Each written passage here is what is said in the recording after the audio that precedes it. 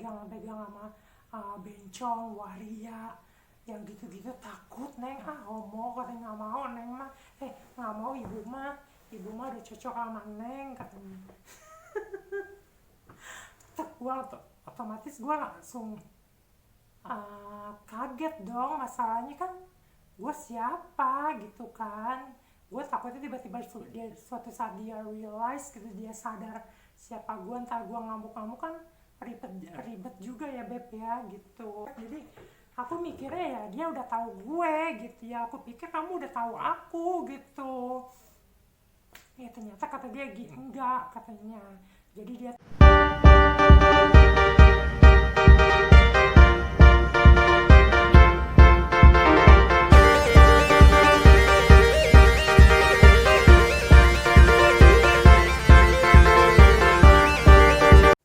halo, balik lagi sama aku, Miss Adriana, di channel aku, Adriana Kills ya Beb.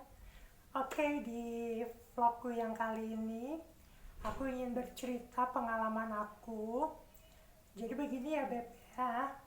Jadi untuk beberapa orang itu, mereka kalau melihat transgender itu mereka itu ada yang ngeh, tapi kadang-kadang ada yang tidak ngeh juga. Mungkin mereka tidak menilik-nilik atau enggak, emang udah mereka melihat garis besarnya ya mereka sebagai perempuan gitu Beb. Oke, jadi di kali ini aku mau bercerita pengalaman seru-seruku, lucu-lucuku, yang dianggap sebagai perempuan asli ya Beb ya, perempuan as long hand.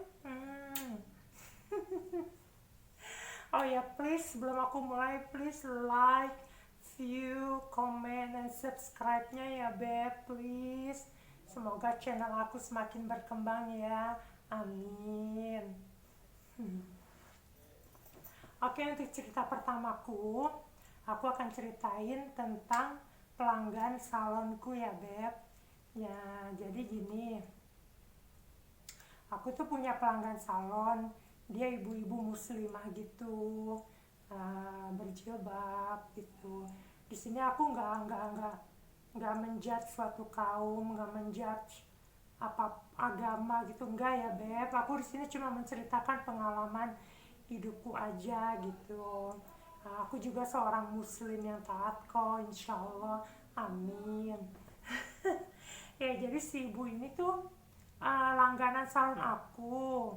Nah, kebetulan kan salon aku itu uh, kacanya itu Ray-Ban ya Beb ya. Jadi pas aku ngontrak emang udah begitu gitu. Jadi dari luar gelap, kalau dari dalam kita bisa ya kelihatan jelas lah gitu. Jadi uh, apa benar-benar privacy gitu Beb kalau dari luar. Nah, si ibu ini senang lah. Jadi dia ngomong, Neng, Neng itu kan bahasa Sundanya untuk gadis ya, Neng ya, anak gadis. Neng, ibu mah senang di sini katanya, tertutup, soalnya kan di sini belum ada salon muslimah ya katanya gitu.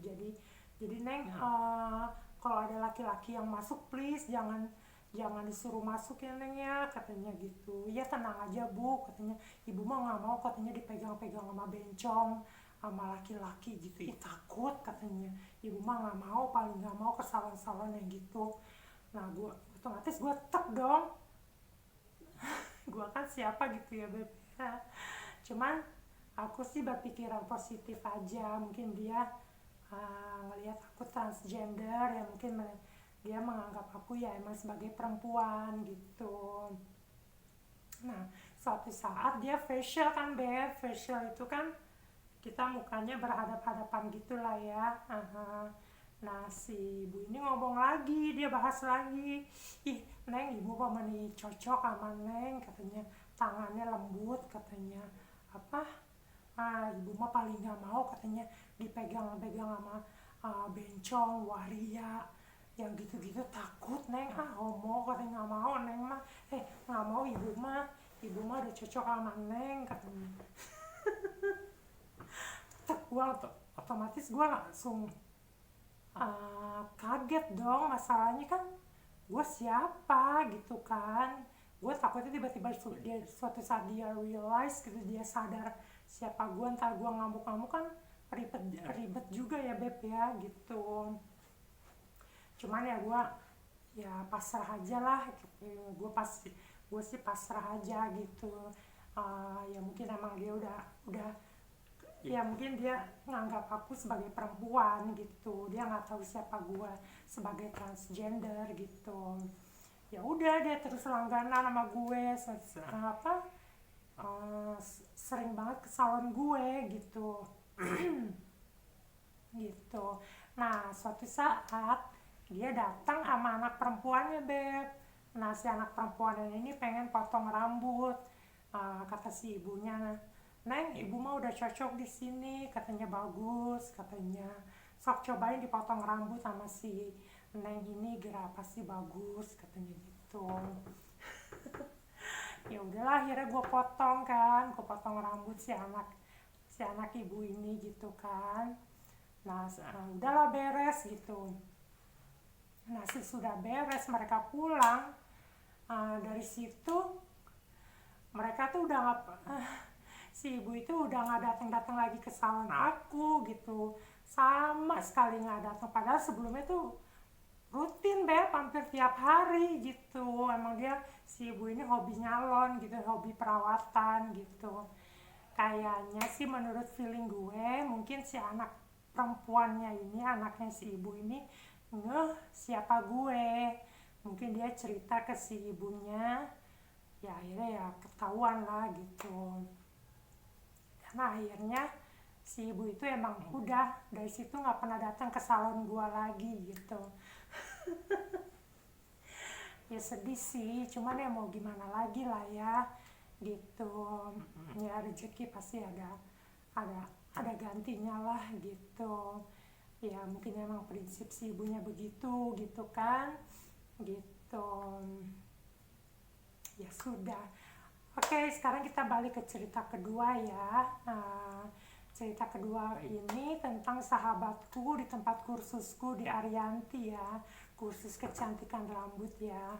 Kan dulu aku di di kisah awalku sebagai transgender, karena aku udah cerita ya, jadi aku gagal masuk UNPTN kuliah sengaja gitu kan, karena udah aku pengen bebas. Akhirnya aku kursus kecantikan rambut gitu ya di Arianti Bandung ya.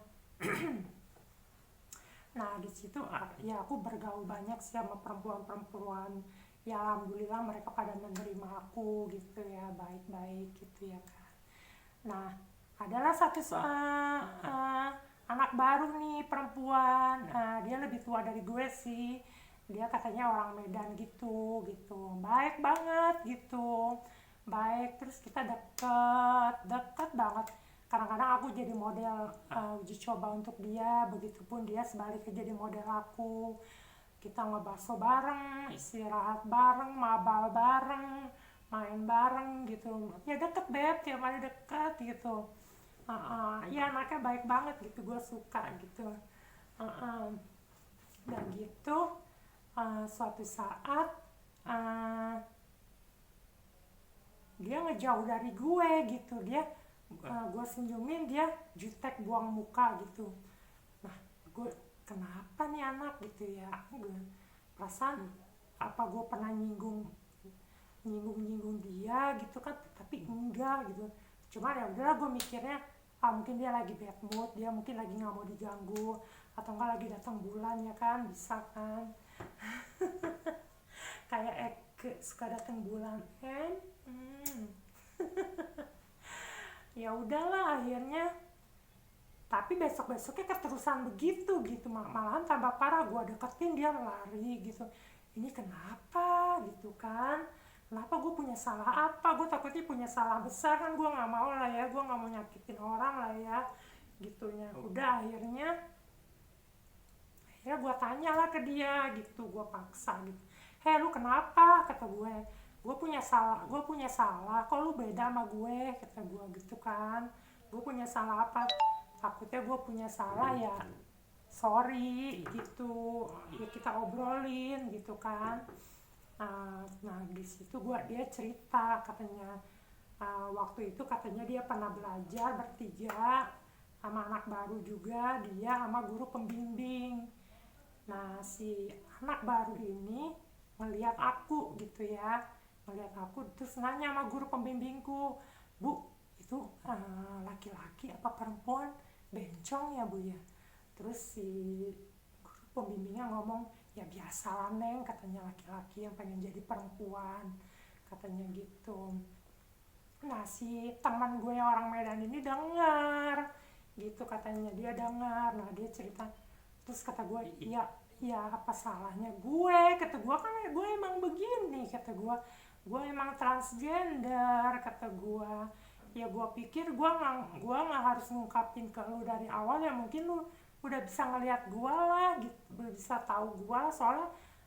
Ya secara dulu juga aku kan masih lulus SMA, aku rambutku masih belum panjang-panjang banget ya Beb, aku masih kurus, istilahnya aku belum hormon, istilahnya maskulinku masih kuat banget ya Beb. Jadi aku mikirnya ya dia udah tahu gue gitu ya, aku pikir kamu udah tahu aku gitu. Ya ternyata kata dia enggak katanya, jadi dia tuh merasa terhianati, merasa terbohongi. Buset kata gue. Jadi katanya dia tuh punya traumatik banget sama laki-laki. Ini cerita aneh banget sih, menurut gue aneh banget. Jadi dia tuh janda juga, dia pernah disakitin sama suaminya, ya entahlah apalah ya, gue juga ngerti lah. Itu kan ranah pribadi orang lah ya, gue juga uh, ya mungkin itu membuat dia traumatis yang sangat berat kali ya gitu. Ya ya jadi kata dia, ya gue merasa dibohongin sama lu, gue merasa dihianati sama lu katanya gitu. Ternyata lu laki-laki juga. Buset katanya, padahal sih gue udah ngejelasin gue tuh bukan laki-laki Beb, gue transgender, jiwa gue jiwa perempuan gitu. Gue lahir di tubuh yang salah ya, mungkin ya namanya tiap orang penerimaannya beda-beda kali ya Beb ya, atau enggak dia udah benar-benar otaknya udah benar terblok oleh trauma dia, sisi kebencian dia sama laki-laki. Jadi walaupun yang kayak gue gini mungkin dia dianggap benar emang laki-laki gitu, tapi ya sudahlah, gue menghargai gitu ya pendapat orang gitu ya. Ya sudahlah akhirnya, uh, ya udah gue maafin gue, kata gue emang nggak ngomong dari awal ya, gue pikir lu tahu siapa gue gitu kan ya. Apa, gue pikir lu udah tahu siapa gue dari awal gitu, ya udah sorry kata gue gitu ya. Gue sih pengennya biasa lagi gitu, tapi ya udah semenjak dari situ dia benar-benar ngejauhin gue gitu. Udah kita nggak pernah kontak lagi. Kadang-kadang pas kita lagi acara wisuda perpisahan pun dia nggak ngucapin selamat tinggal gitu ya. Ya sudahlah, aku sih mikirnya positif aja lah ya, mungkin itu uh, mungkin traumatis dia itu berat bagi dia ya, ngerti lah tiap orang kan beda-beda ya Beb, penerimaan tentang sebuah uh, apa pengalaman berat yang pernah dia jalanin gitu. Ya udah deh akhirnya dari situ kita udah nggak pernah kontak-kontakan lagi gitu. Padahal si anaknya baik gitu. Oke, cerita-ceritanya bersambung lagi ya Beb ke part 2. Masih banyak yang seru-seru. Nanti di part 2 aku akan menceritakan aku dilamar oleh Duda ya. Dan cerita seru sama konduktor atau enggak kapten kereta api ya. Pokoknya lucu deh, pokoknya nantiin part 2 nya ya. Oke, jangan lupa ya like, view, and subscribe ya Beb, please. Love you all. Hmm, hmm.